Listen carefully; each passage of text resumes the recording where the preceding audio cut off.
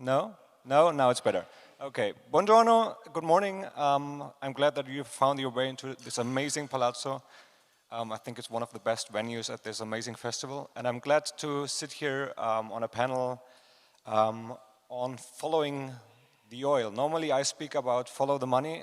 Today it's about follow the oil. And I'm glad that these amazing panelists are here with me. I want to introduce Svitlana Romanko to you. She is a lawyer who is heading the organization Razom We Stand.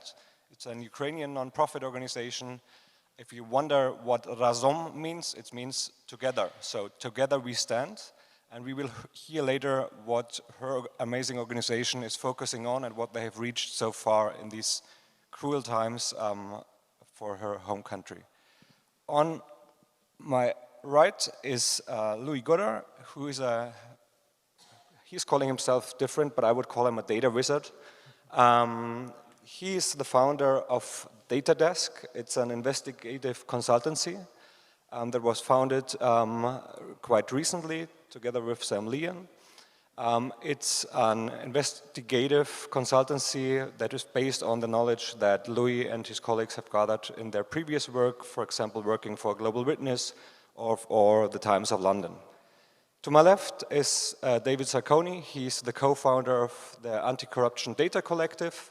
That's a non-profit organization based in the US that is focusing on bringing together journalists, civil society groups, programmers to bring change, to fight corruption, but to also to fight the financing of wars like the war of Russia against Ukraine. As a little disclaimer, I'm also involved with the Anti-Corruption Data Collective, so just for transparency reasons, putting that here. My name is Frederick Obermeier. I'm an investigative journalist based in Munich. I'm heading Paper Trail Media, which is an investigative newsroom that is working for the Speigel in Germany, that's a magazine, and the public broadcaster ZDF, the Austrian daily Der Standard, and the Swiss Tamedia Group. But speaking about oil and the war, Svitlana, why did you choose to investigate oil and to focus your efforts on oil, knowing that there's a cruel war, that there's many ways of how your fellow Ukrainian citizens choose to support how to defend Ukraine? You did choose a way of focusing on oil and focusing on Western companies and their involvement in the oil industry. Thank you, Michael.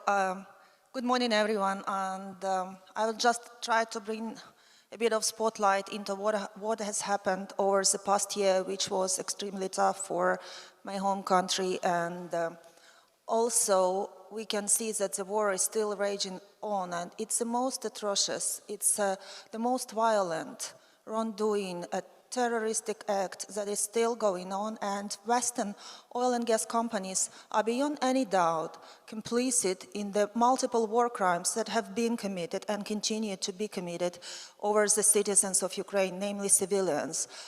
Just to bring you more data on that, back to February, not just even as of April, 87,000 of war crimes has been committed towards the citizens of Ukraine, and 90% of those who has been attacked are civilians and civilian infrastructure. And this is unacceptable, illegal, unjust, and this completely violates international law and Geneva Convention, which many countries, including Ukraine and Russia, are parties of since late 50s. And also, just to bring a bit more spotlight, how this war against my country and oil and gas super profits are interconnected. Western companies has been collaborating with Putin and Russia and Russian regime for many, many years. And the big shares of their profits heavily rely on Russian fossil fuel infrastructure and for their unlimited fossil fuel reserves. Just to bring more numbers, 30% of Shell profits, it just was based on the activities in Russia. And the companies that we will be putting into the spotlight today, namely TotalEnergies and Wintershall Dea, are also being shareholders on many ventures, joint ventures with the Russian government. For example, I just can bring more numbers, about 20% in Yamal gas field, which is the largest in the world, largest gas field in the world, 21% in Arctic LNG 2 project, and also 49% in Termokarstovo gas field, and also in Karuga oil field as well, 20%, and 19% in Novatek, biggest gas company in Russia. And of course, collaboration with Gazprom and and Rosneft was the connection between Western companies and Putin's war crimes, as we can see it of now. And when the war just started, my organization and about 900 organizations from 60 countries of the world have launched the campaign to ban Russian fossil fuels completely and to push Western oil and gas companies to exit Russia and seize all investments in Russian fossil fuels and infrastructure. A year ago, we have embargo on coal and oil and petrol products also imposed, but it's not ideal, of course, and many Western companies are still acting on Russia, and that's why we feel the case against TotalEnergies, which is one of the 7 biggest oil majors on the planet, harming not only situation and the war, what is happening in Ukraine, but also heavily impacting human rights in many other countries on the planet. Thanks a lot. And maybe we show the screen because this plays a little bit what we're speaking about, because sometimes it may sound a little bit technical when we speak about oil, fuel, and refineries. But this is basically, these resources are fueling Russia's war against Svetlana's home country. And I myself, as a journalist, and that there are many journalists in this room, I think we all struggle how to investigate those issues, how to investigate Russia, how to investigate the Russian infrastructure that it's used to build its war against Ukraine. And if you are not a Russia expert, I'm not. I wondered, David, as you have worked on Russia, as you're also in your academic career as a professor at George Washington University, what is out there on data? Because journalists always I think it's easy to find sources, to speak experts, but it's sometimes best to have and to start with data. So how can we all get data on Russia? For me, it seemed like 2 years ago, there's no data out there in Russia, but maybe there's some. Thank you, Frederick. So as a disclaimer, I am an academic, and I work on Russia for most of my job, especially data-driven academic research on autocracy and corruption.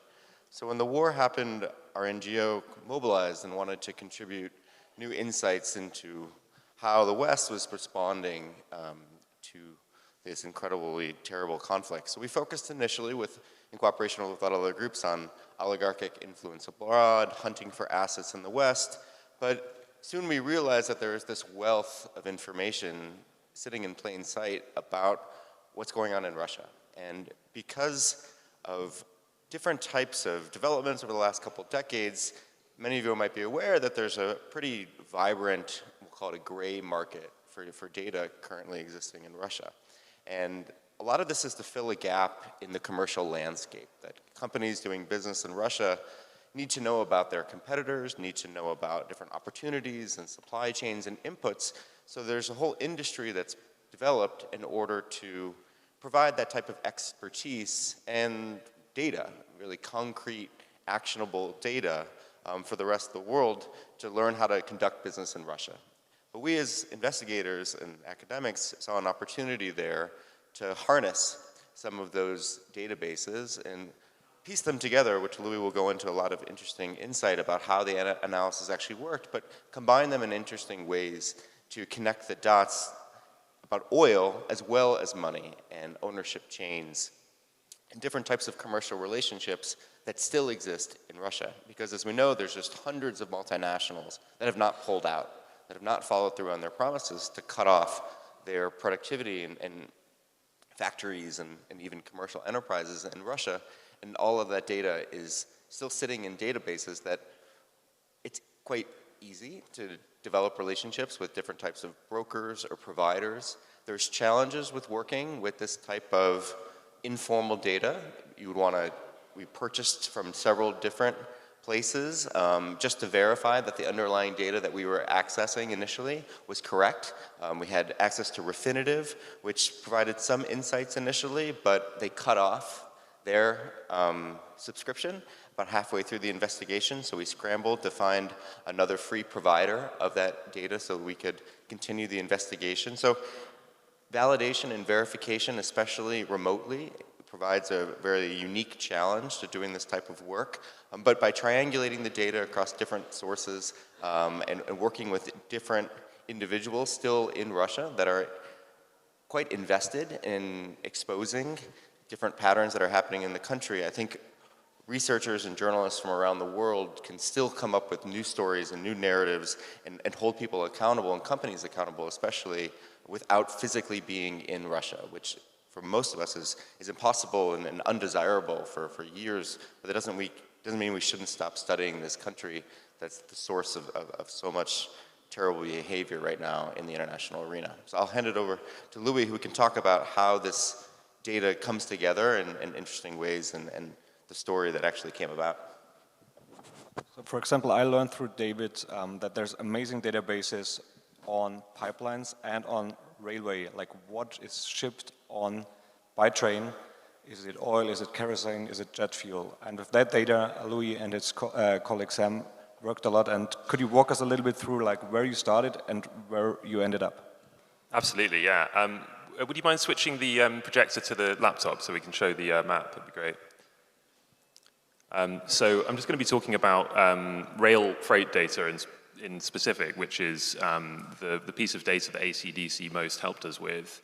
So as David kind of mentioned, while we were sort of working on this investigation initially, we had access to another source of rail freight data from Russia. So it basically shows you point-to-point shipments from a rail station to another rail station of any sort of cargo that you're interested in.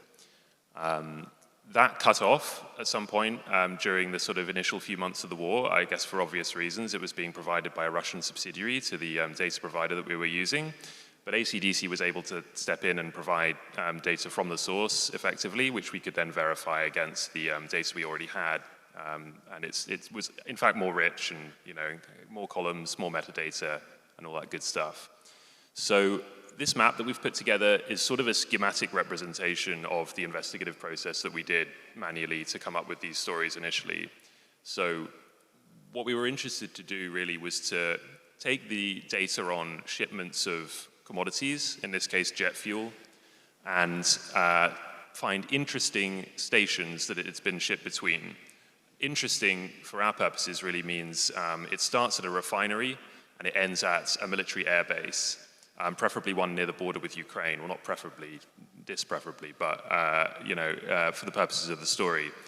So this map is an interactive, which if you look up my Twitter or something afterwards, you can find a link to it. It presents jet fuel data for 2022 for rail shipments, and it allows you to search by origin station and by destination station.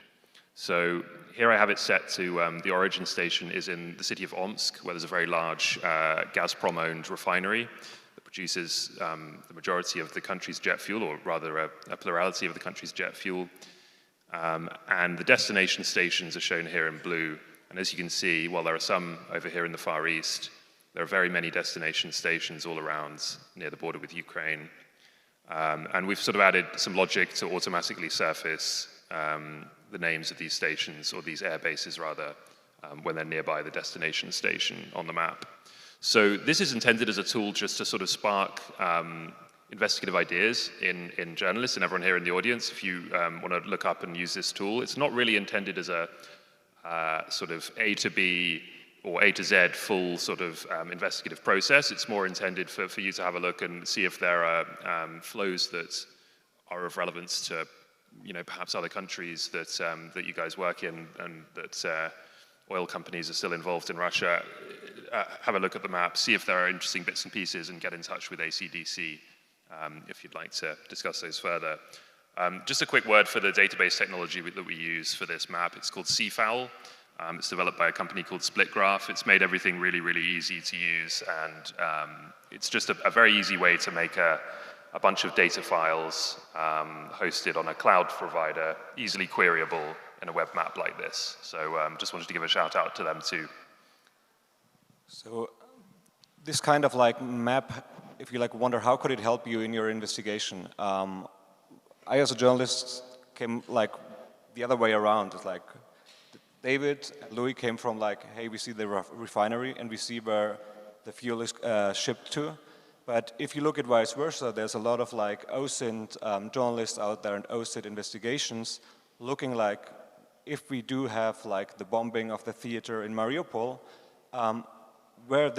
which fighter jets were allegedly involved? Where were they based? And then you can like start from there. Like if we know, and if experts have found out where the jets started, you can then go back like which is the nearest train station? Where does this airbase get its fuel from? And then track it back from which refinery? Where does the refinery get the original stuff from? And then thereby build your investigation on this basically chain. One of the first investigations that was published, and I'm failing here with my clicker, but no, I can't, here. That was published last year was an investigation published by Monde together with Global Witness that focused on TotalEnergies. TotalEnergies investment in Russia, their investment in an oil field, in an oil and gas field, and then tracking basically down where did everything that came out of that like little hole, if you allow me to like use a very like simple language, and then tracking it down, where did it go to? Where was it refined? And then where was it then shipped to Russian airbase? And in which like attacks were those Russian airbases later involved? And that's again where Razom We Stand came in, because this was not the end of the investigation. It was published, and then Svetlana and her organization took over and took next steps. So this was like the analysis, the journalistic part of publishing, and then you as an advocacy group jumped in. Could you explain a little bit where you took it from there? Yes, of course, and these data were absolutely necessary for us to file a legal case against TotalEnergies. With having no data, we could not even think of just holding them accountable legally, and even now we have so much need into investigating for some other Western companies which are still continuing acting in Russia and enriching Russia with paying taxes to Russia, with also keeping their money flows to Russia and back. And as we know, the fossil fuel companies gained huge profits in the last year thanks to the Russian regime as well. And if you would like to be a part of this investigation and help my country to end this illegal war against us, please contact our partners for doing that, because the capacity that we have is quite limited, and with no investigation and data help, we could not even run this case, which made all top line headlines in the top media, and there was billions and billions of reviews of this case, which completely says and proves that there is a huge need on the ground and the people to see that justice is prevailing. And just to give you a bit more facts and data of how we run this process with the French lawyers and the French NGO, Darwin Climat Coalition, it was a few steps endeavor, which is even underway now, and we hope for quite successful resolution of the case. First of all, just to bring you some numbers, what we are speaking about. One bomb, what you've seen on my right, drama theater in Mariupol, hospital, maternity hospital in Mariupol, and Dnipro explosions, bombardings were executed by the bombs, one of which is cost this one bomb to make this destruction and to bring about 100 of deaths, cost is 400,000 euros. And Russia still earns, thanks to fossil fuel companies, millions per day to build their military build-up and to bring more bombs to Ukrainian territory. And filing our case, we've been analyzing the international law, and the first complaint went to a French anti-terror prosecutor office on October 13.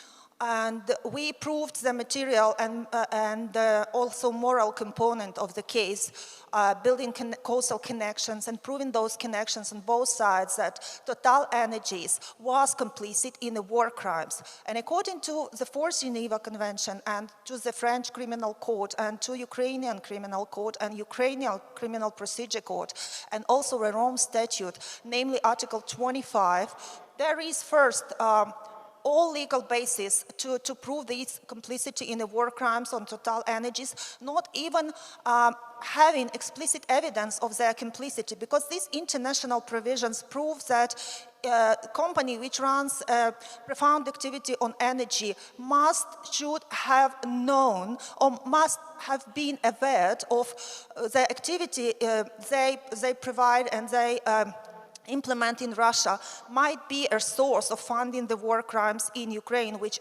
actually happened because 60% of Russian economy is based on fossil fuel profits.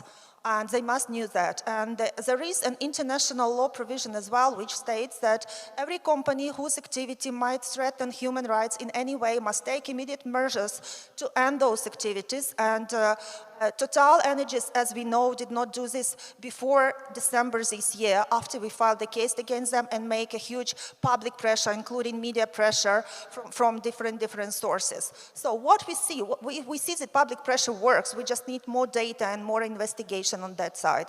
And how the process was run later, on the January 10th, the anti-terror French prosecutor dismissed the case, saying that he will need some more facts to make a final decision. We made an appeal to this case, and February 27, he dismissed this case again, but on March 29, we submitted another complaint with named parties, and we expect this time we will have a public hearing and we will have this investigation launched, because we have provided some more profound data on how the war crimes against civilians and the supply of TotalEnergies of gas condensate and paraffin to Omsk oil refinery was proven and interconnected.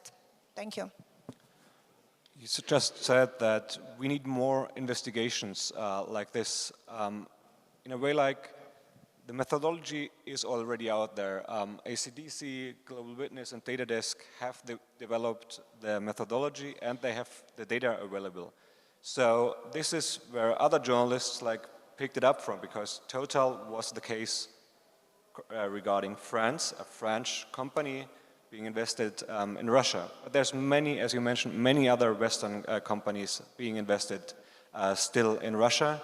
So another investigation that based on those findings, that based on the legal complaints that your organization later filed, was an investigation of the German magazine Der Spiegel and the public broadcaster ZDF, where I must admit that I was part of, that as a disclaimer.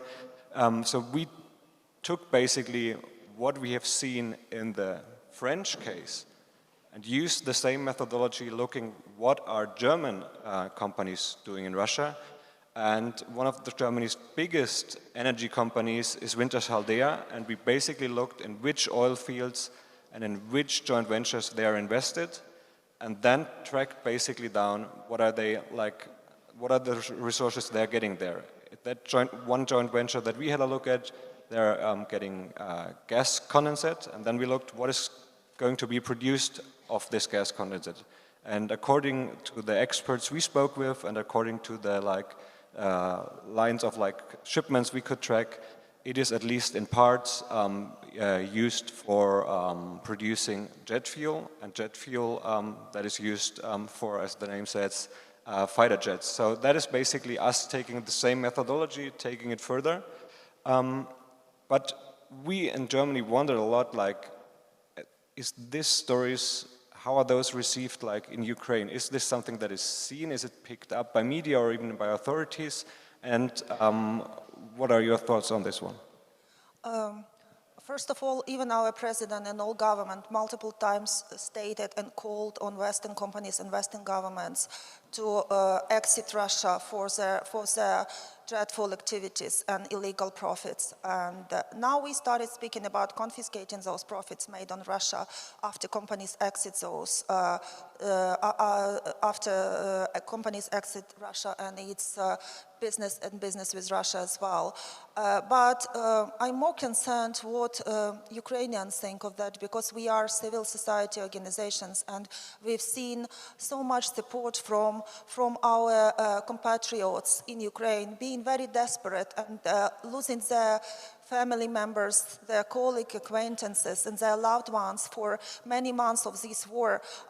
They were very much hopeful that, as I said, justice will prevail and TotalEnergies and other Western companies will be held accountable and they will be punished and investigated first, but then punished in according to the law with what they did. Because no company in the modern world cannot ignore the moral side of their businesses, as I also said, and it must also bring an impact to the company's not only reputation but also restore the rights that have been so hugely and severely violated.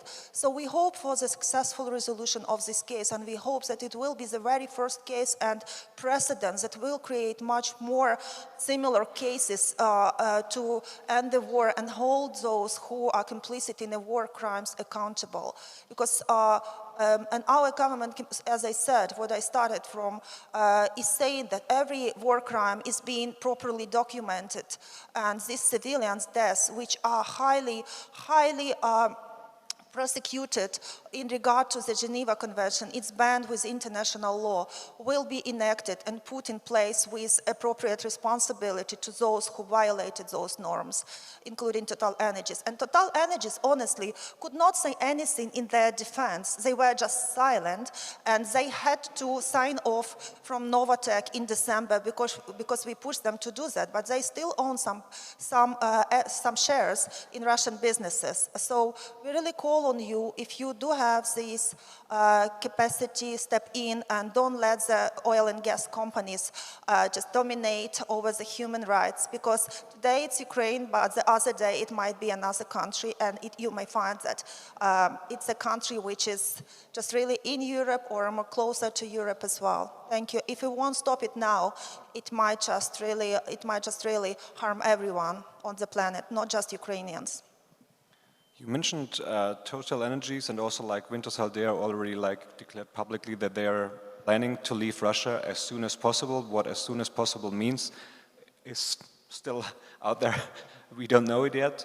But you mentioned other investigations, other Western companies. If journalists here in the room realize that countries of their, or where they're coming from, are owning stakes or in Russian, for example, oil fields or in Russian joint ventures, how would they start, Louis? Could you walk us through this process? And also, we are presenting you here the successful side of the investigation, but could you give us also some disclaimers learned from our all mistakes in these investigations, and so that journalists could pick it up from there?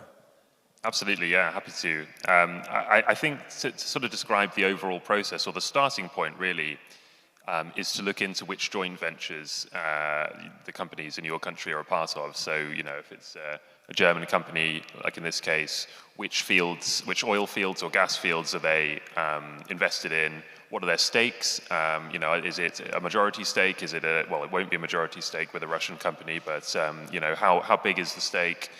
And how involved are they? I think the next step is to do a sort of systematic mapping of the potential uses of the material produced at that field. So in our case, we were looking at gas condensate, which is a bit of a more sort of niche product in that it's a byproduct of gas extraction. It's very similar to crude oil, though, and we were able to establish that it was used in the production of jet fuel. But I think it's about sort of getting a kind of qualitative research picture of exactly what is produced by a given field. And then it's about looking at the refining aspect of it. So for most of our train data, we're really looking at refined products. So jet fuel, diesel, gasoline or petrol as we call it in the UK, everything that's sent in these sort of tank cars by train. So once you've, as you can see on the map on the, or on a previous slide, once the sort of raw feedstock gets to the refinery, you're then tracking a separate journey from that refinery to its ultimate destination. Whether that's, you know, an airbase, it could be a sort of fuel depot for troops if it's more of a for ground forces. It might be somewhere interesting like the Kerch Strait Bridge into Crimea. We've seen lots of interesting shipments to there. So I think it's about sort of having an idea of what you're looking for on both ends, essentially, and then you know, seeing if an interesting kind of flow exists within those parameters. I think one thing that's really important to add is that it's not enough to just use the rail data. I feel like we need to verify that additionally too in many cases. So one thing you can use is satellite imagery. We've had great success essentially using the catalogs of satellite imagery providers. So most of them, so Maxar and Planet and these type of companies will have an open catalog where you can give it a coordinate and it'll tell you which image, you know, what imagery it has for that location. So that's perfect for a sort of data task like this, where you've got loads of coordinates of train stations and you've got the dates on which trains, you know, you think trains were there. You can feed those all programmatically into the API for the satellite imagery provider and pull down all the possible images of trains at their locations. We found that really useful to add a sort of another layer of certainty onto deliveries. We've done it with ships as well, so you can do it with AIS data for, this is like sort of tracking data for oil tankers. It works really well there too, because they tend to spend a relatively long amount of time in a port, and so the likelihood that an image will exist is a little bit higher than for trains. But yeah, I think that's a pretty good sort of summary of the overall approach. It's very data driven. I mean, that's my sort of specialism, but it's absolutely not data only. I think that it's not sufficient to you know, to purely trace out these flows. I think, you know, you've got to add a bit of extra reporting around it. And if I have like found an investment of a company in such a joint venture, I think the big elephant in the room is, how do I get the data, David? Sure. So what we've specialized in over the last year is building out a catalog of relevant data sets to answer a variety of questions, both related to the investigations we presented here, but also going further in new directions. So we've acquired a lot of procurement data, both in the private sector, such as firms servicing these oil and gas companies, but also a lot of other productive enterprises, as well as the public procurement sector, firms that are selling to the Russian state. And multinationals have profited very, very greatly from these government relationships over the last couple decades, and even as the Russian government has closed down different channels, there's still a lot of procurement data out there that can be used to make a case that these companies are not just passively existing in Russia, but they're contributing to the kind of durability of the Russian government. We're working very closely with customs data, for example. I think a lot of people are aware of major international news outlets that have, you know, exploited this data really creatively. We want to do that at scale, and I have been doing some really neat experiments. How do you take 20, 30 million custom records and find the needle in the haystack, find the bad actor that's evading sanctions or that's building a complex and opaque trading system for maybe to launder money? We've worked with shipping on shipping trackers, as Louis just mentioned, to actually see how goods are transported in and out of Russia. And then with the rail data, what happens when they actually enter Russia properly? Where do they go? And what are the different companies that are involved in their transport? Because it's a commercial relationship that you're uncovering. So our goal is to be able to, ideally, from the point of production to the point of actual exploitation or sales, to track that good through 4 or 5 different data sets, and then layer on a dimension of Western and multinational companies and find all of the activity that's still active there. So we love working with journalists. We pride ourselves as kind of trying to engineer a new model of bringing together civil society and programmers and journalists and we kind of field different invitations from journalists or different queries and requests and try to figure out how we can help other people with the resources and the capacity and the infrastructure that we've built because of our specialization in Russia, but also moving into other countries as we learn about these little ecosystems that we think are really fruitful for doing a lot of different stories at the same time. And if you now wonder how to reach David,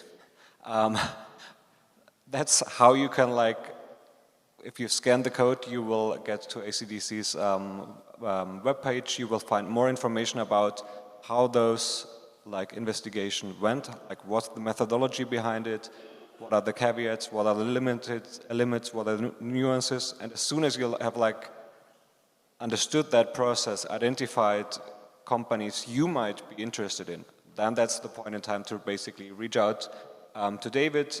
ACDC is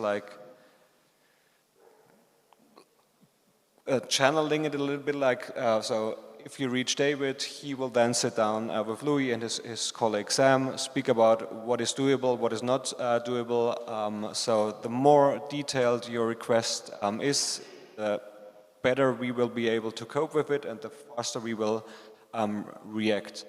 But now we wanted to open this panel up for questions because we guess there might be a lot. It's a complicated topic. If you have questions on how to investigate it, how to use the data, and what could then later be done by advocacy groups based on those investigations and what it means for Ukraine, now's the time to shoot your questions. There should be a microphone somewhere around, so if you raise your hand, you will get a microphone, hopefully.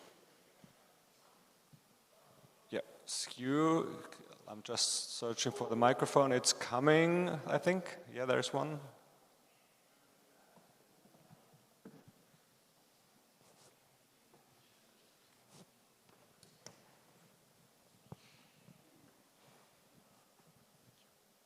Yeah, and thank you so much. This is really fantastic work, all of you. I think we saw the kind of power these investigations can have if published at the right time and in the right way.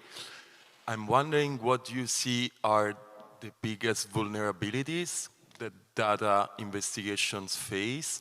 You touched upon before the fact that, for example, Refinitiv blocked your access in the midst of an investigation.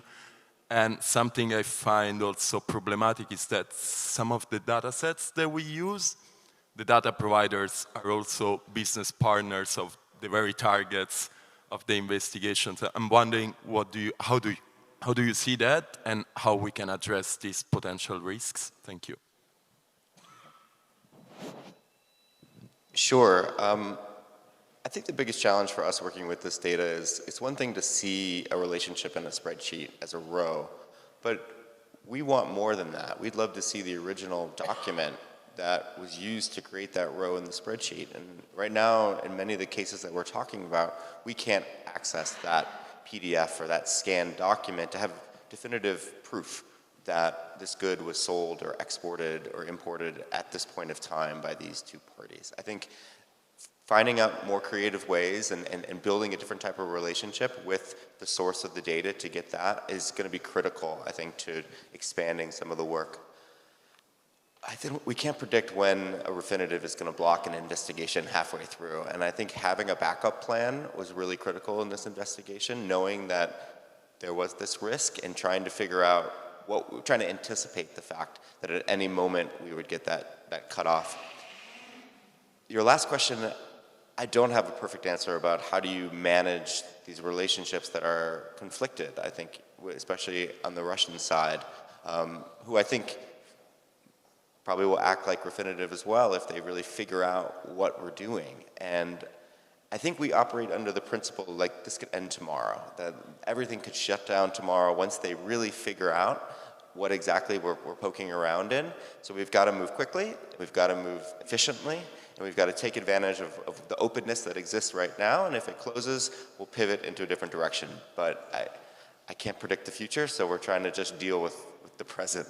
So I don't have a better answer about how we can manage those different challenges, but Louis probably has another another? I could add just briefly, yeah, I think one important thing is, it's a really good point that like, sometimes we're obtaining data that is, produced by a company that services the oil industry or that is, closely linked in to that, to that particular topic. I think what's just important is to understand what purpose the data is developed for. So like, if we're buying it commercially from a broker who sells it for the purposes of people shipping cargo in Russia to see the location of their cargo, I think we can have a fairly good level of assumption that it's going to be accurate because it needs to be accurate for the commercial purposes of the buyer. So I think it's about sort of establishing those, what is it actually being sold for in its original purpose, and then we use it for a slightly different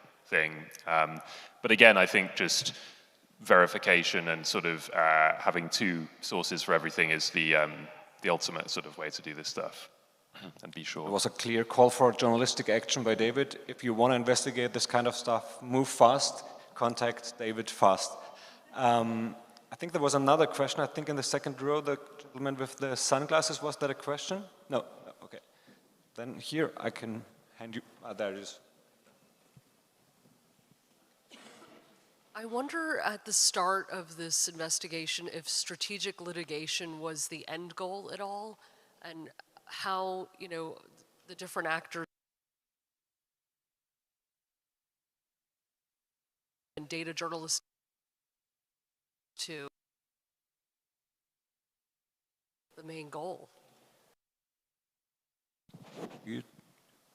Yeah, I mean, I can say that I don't think it was from our perspective. I think we were very focused on doing the investigative journalism piece and sort of seeing where that went. I'm speaking for a previous organization that I was working for at the time, but I think one thing that works well about ACDC and about the sort of coalition within it is that there's a good division of labor and division of skills and division of knowledge and expertise. So it did feel quite sort of like separate in a way, but in a good way, in the sense that we were able to focus on what we were good at and allow Svetlana and others to sort of focus on the other side of it. Yes, these data were necessarily not just for strategic litigation, which is of course a legal mean, a legal tool and tactic to to put an accountability to the violator and who are complicit in the war crimes as well. But we also use this data in the whole campaign against TotalEnergies, starting from their shareholder meeting in May, with my conversation with their shareholders, because we've been able, using this data, to persuade them that the activities that Total is running in Russia is completely illegal, because you see these connections, as these data proves it, of how many paraffin and gas condensate was actually was railed to Omsk refinery, and there is a direct connection. This is a material component. You can prove what you see.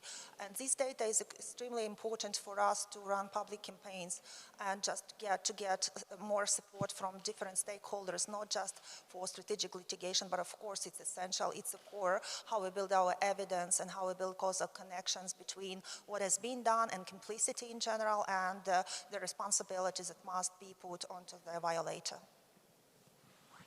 Thank you. Are there any further questions? Now is your chance. Here in the second row, do we have a microphone here? Then I'll give you mine. My question goes more into the projection of the future. These companies like Wintershall or Total have probably moved to other countries exploring oil. If you have been investigating if some more neutral countries regarding the war, I'm thinking of Brazil, are maybe being a kind of intermediary to ship crude oil and then the war. If your investigation is going in this direction, that's what my question is basically. I can take that if you like. Yeah, so The organization I work with, Data Desk, and actually my former colleagues at Global Witness and a bunch of other really good NGOs, like I'd give a shout out to CREA, the Center for Research on Energy and Clean Air. There's this little group of NGOs now working on Russian oil exports since the start of the war, and they're keeping a very close eye on this stuff. It is emerging that, I mean, one really interesting issue is that refineries in third country, non-EU and non-US countries, so particularly India and Turkey, are taking a lot more Russian oil, which is then being refined into products that are exported to the EU and the US. So one of the key issues which CREA highlighted in one of their reports the other day is that what they call the sort of laundromat of oil into products. I think that's one of the key ones, and it's completely legal and it's all part of the system of international trade. But yeah, I mean, I suppose my general response would be that, yeah, there's a really good little community of NGOs working on this now with good contacts to journalists, and I think it's regrettable that we're a year into this war and that things haven't you know, that there hasn't been a resolution, but at the very least, there is now a well-established group of researchers using good tools, I think. Are there any further questions? I think we could take one further question. If not, we would close this session. Thanks a lot. If you have any further questions, visit the homepage of Razombi Stand or ACDC. ACDC's homepage is acdatacollective.org. And if you have any further questions, we will all be around at this festival. Grab a coffee, grab a drink, and let's talk. Thank you.